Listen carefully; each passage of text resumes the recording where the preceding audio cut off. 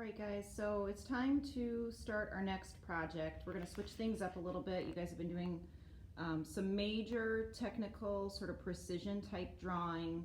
These drawings have been, longer. They've taken you longer to complete, and we're going to switch directions now. We're going to do something a little bit quicker, lighter, easier, and use different media too. So here are 5 tips as you begin this simple bottle still life. Number 1, you can see up here, the top of your bottle, yes, when you have a perfect bird's eye view, you're right above it. It is a circle. From our perspective with the still life, it is an ellipse. It's a squished circle. So don't forget to put ellipses at the top of your bottles. Number 2, kind of in the same note, make sure the bases of your bottles are rounded, not straight across. That's the second thing we're going to talk about. Third, your objects, just to show simple perspective, if you remember that from the beginning of the semester, simple perspective, one of the ways that you can do that is by overlapping your objects. So make sure some of your bottles are going to overlap in this still life. Number 4, things that are farther, another way to show simple perspective, things that are farther appear higher on the picture plane. Things that are closer appear lower on the picture plane. So make sure you have some variety in where things end on the tabletop. And then 5, we're going to kind of lie just a tiny little bit about this still life, even if you don't see the tabletop right behind the bottles like this so perfectly. We're going to lie a little bit. Hey, it's the artist, your artist's mind anyway. It's your own creation, your own world. You make the rules. So in this case, we're going to lie a little bit and put the tabletop in there. It just better places the bottles, lands them on a tabletop. Even though this is a flat 2D surface, we're going to give it the illusion that it's an actual space. Okay, another thing is, I wanted you guys to see how I've got my little still life set up. What they call this is a composition. You've probably heard me say that word before. Composition is the way that items are placed on the picture. Now it doesn't have to just, if you've got a countertop or you've got a dresser at home and you like the way that things are put or placed on the top of your dresser, and if somebody moves that out of place and it feels like kind of funny that it's sort of like, air quotes off, that's composition. So my still life that I've set up here, it shows overlap. It shows that objects that are closer are further down on the picture plane. And it just kind of, in general, feels right. It's a good composition on where the bottles are placed.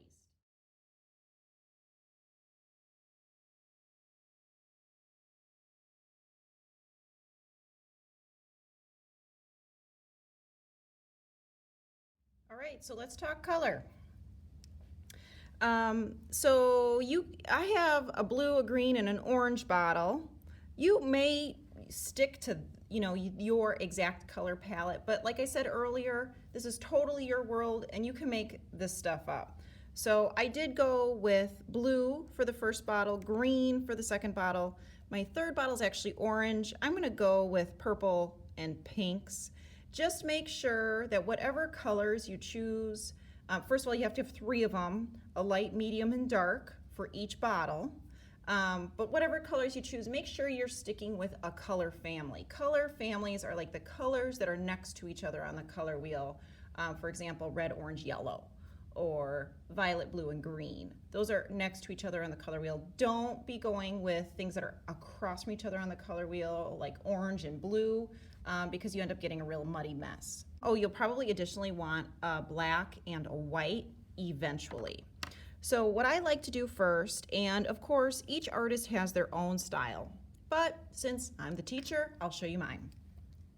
So I like to start with a medium tone, and I just I look at the bottle and I'm like, okay, well, it's got a darker value here. Kind of color that in lightly. Notice I'm not really kind of scrubbing at the paper yet. I'm not applying a lot of pressure.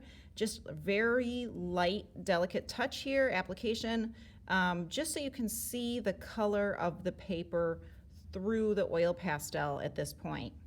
All right, next I might just go with a lighter value. I see some shine here. What I like to do also is leave the paper completely open on the spots that I know I'm going to do a highlight, because I'm going to pop some white in there towards more of the end. But I see some high shine from our fluorescent lights here in the art studio. So I'm going to leave those areas completely open, uncolored at this time. Okay, so I have some light value going on in the front here, maybe a little bit at the top. And then I'm going to go in with the dark. I'm just going to identify where a lot of those darker values are. Again, I'm not applying a ton of pressure at this point, keeping things kind of light. You'll see why here in a second.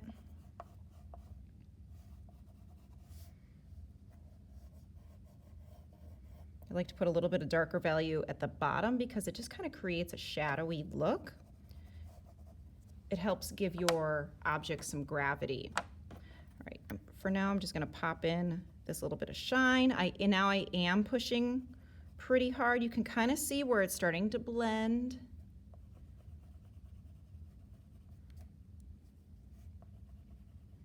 And if you're like me and you're kind of making it up and you're kind of lying about where the highlights and the lowlights are, just make sure you keep a consistent light source. Like for example, my light source is coming in from the right now. You can tell because my shadows are going off to the left. So I'm going to make sure that the right side of my bottles are going to be, just in general, a little bit lighter than the left side of my bottles. So if you're going to lie a little bit, make sure to keep a consistent light source, because what we're doing is we're trying to create the illusion of a space here. All right, I'm just going to finish up doing that same technique to all three of my bottles. One thing I want to point out here, and you may have also heard me say this, is to stay with the contour of whatever shape it is that you're drawing. Bottles are rounded, so you can see it when I put my first layer of medium on the green bottle. You can see how I kind of made my lines a little bit rounded around the shoulder of that bottle. I didn't go straight across this way. I didn't go straight across this way.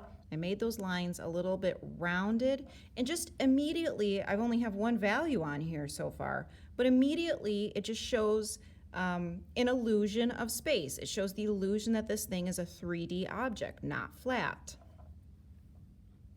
So I have all three bottles done at this point. Every bottle has at least 3 values, dark, medium, light, with an additional highlight shine with white. So it actually has 4 different values. My light source is all coming in from the right on each bottle. Now, what I usually tell people, cool colors recede in a picture, which means they kind of like stay back in a picture. And warmer colors come forward in a picture. So choose a cooler color or colors for the background. Choose a warmer color or colors for the tabletop so that it looks like it comes forward. Again, this is our world, so we can lie about the color application. It doesn't have to look like it looks in real life. We can have a little fun with this and make it up.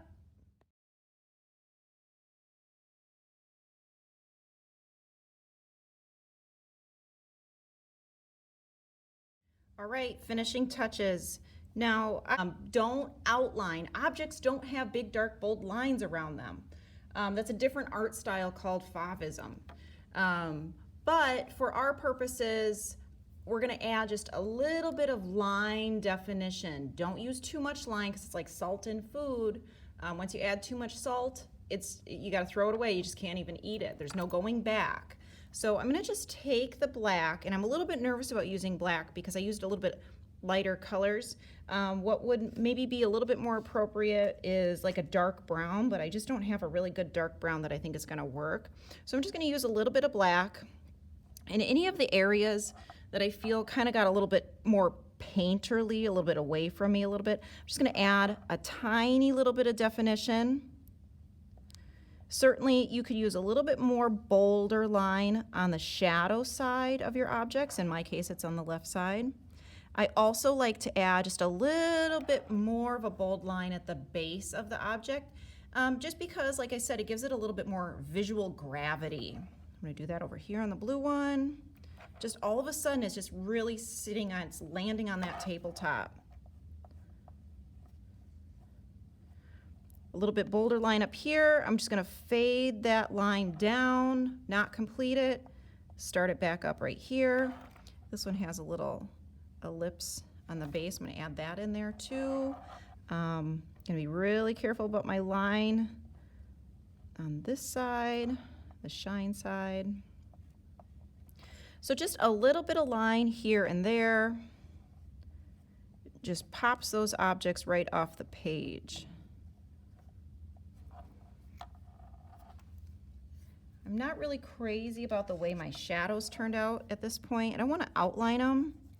Just going to add some sort of like burnt sienna color, sort of match that tabletop color that I lied about, and blend that out with that orange,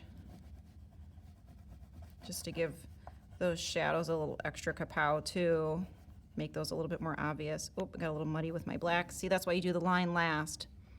You don't want to make mud. Just a little bit of line right here. All right, I'm pretty happy with that. Again, you know, here's the thing that's going to make some of you really nuts when I say this. I'm showing you one way to do it.